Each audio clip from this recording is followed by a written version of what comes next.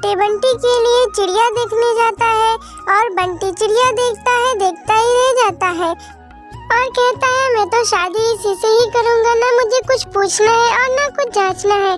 फिर क्या था, बंटी कबूतर और टोनी चिड़िया की खूब धूमधाम से शादी हो जाती है।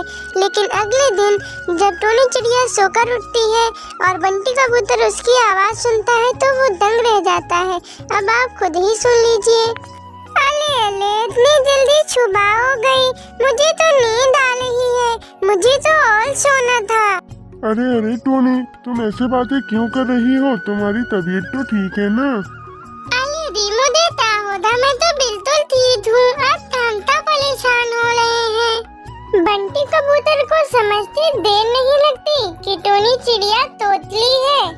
तभी टोनी चिड़िया की सास बोल पड़ती है, अरे बेटा, हमारी तो किस्मत ही फूट गई, हमें तोतली बहू मिली है।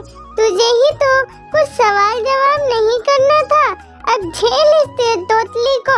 हम तो बर्बाद ही हो गए, अब इस तोतली को क्या करेंगे हम तो इसे किसी के सामने ले भी नहीं जा सकते। कोई इसकी आवाज सुनेगा तो क्या कहेगा, और तू भी तो इसे अपने दोस्तों के पास नहीं ले जा सकता। अरे मादी, आप बिल्कुल भी परेशान मत होइए, मैं किसी के सामने कुछ नहीं बोलूंगी, मैं एकदम चुप रहूंगी। मेरे पिताजी भी मुझे सबके सामने चुप ही रहने को कहा करते थे, मैं यहाँ भी चुप ही रहा करूंगी। एक दिन बंटी कबूतर अपनी पत्नी टोनी चिड़िया को अपने दोस्त के यहाँ लेकर जाता है और उसे समझा देता है कि वहाँ पे कुछ भी मत बोलना।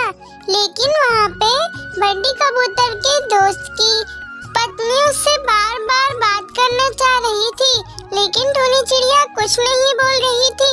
अरे बंटी कबूतर, तुम्हारी पत्नी कुछ बोल क्यों नहीं रही है? गूंगी है क्या तुम्हारी पत्नी? मैं कब से इससे बातें करना चाह रही हूँ, लेकिन ये तो कुछ बोल ही नहीं रही है। ये सारी बातें सुनकर टोनी को बर्दाश्त नहीं होती और टोनी बोल पड़ती है, अले अले बहन, मेरा नाम टोनी है, मैं गूंगी थोड़े ही न हूँ, भला टोनी नाम की लड़की भी गूंगी हो सकती है? मैं तोतली हूँ ना बहन, इसीलिए मेरे पति ने किसी के सामने बोलने से मना किया है। अरे बहन, तो इसमें शर्माने की क्या बात है? आजकल तो तोतलेपन का भी इलाज है, तुम करवा लो, ठीक हो जाओगी, तुम्हें शर्माने की जरूरत बिल्कुल भी नहीं है। और बंटी कबूतर, तुम्हारी पत्नी तोतली है तो इसमें शर्म की क्या बात है?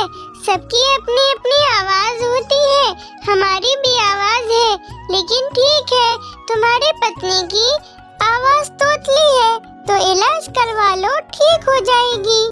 फिर बंटी कबूतर टोनी चिड़िया का इलाज एक अच्छे से डॉक्टर के पास कराता है और टोनी चिड़िया की बातें बिल्कुल ठीक हो जाती है, अब वो तोतली नहीं रही थी। थैंक यू बंटी जी, अगर आज आप ना होते तो मेरा इलाज भी ना हो पाता और ना ही मैं ठीक हो पाती। आप बहुत अच्छे हैं, आपने मेरा इलाज करवाया, आपका बहुत बहुत शुक्रिया।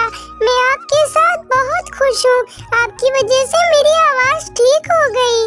फिर इसी तरह टोनी चिड़िया खुशी खुशी अपना जीवन अपने पति बंटी कबूतर के साथ बिताने लगती है और अब उसकी आवाज भी ठीक हो जाती है।